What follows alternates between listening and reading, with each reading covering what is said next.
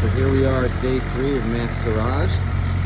Please hit the like and subscribe button if you like what you're seeing.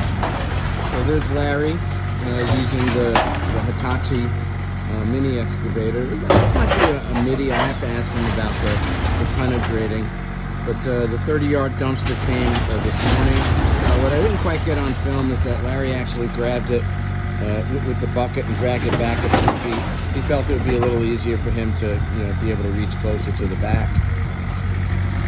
He's got no trouble picking up the debris and getting it in there. Already the pile is smaller than it was. Once he gets enough of it in, he's going to push forward. We'll probably open the door. That way he gets even better reach to get into the dumpster. There's some scraps that are making their way over to the far side of the dumpster, but I will take care of those by hand later. I actually loaded by hand earlier when the dumpster first came. There were some flat items along the side, the panels from the garage door, all of the windows that I had removed myself using the scissor lift here, which is covered to keep it dry from the rain. And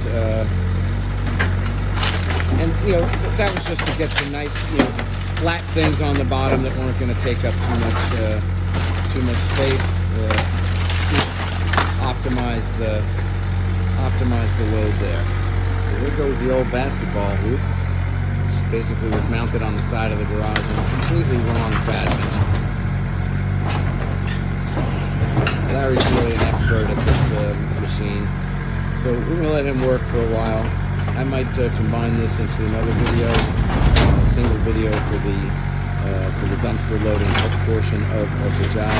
You can see Larry's both crushing and pushing things forward, crushing and pushing things forward. For dumpsters, all else being equal, you want to load as much of the weight towards the front, as little as towards the back as possible.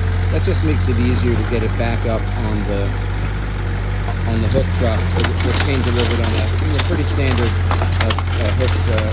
hook truck this morning at around 8 o'clock. So we'll let Larry go, and we'll be back in a bit. All right, welcome back. Well, Larry is gone. Like I said, he was here 2 hours tops. Last half hour was us just manually shoveling things into the excavator bucket to get the last bits out. I have a little bit of cleanup here, but for the most part we're in good shape. Little bit of damage here, that's okay. This has to be rebuilt anyway, as I mentioned in an earlier video. This course of blocks is in good shape. Again, might replace one or two.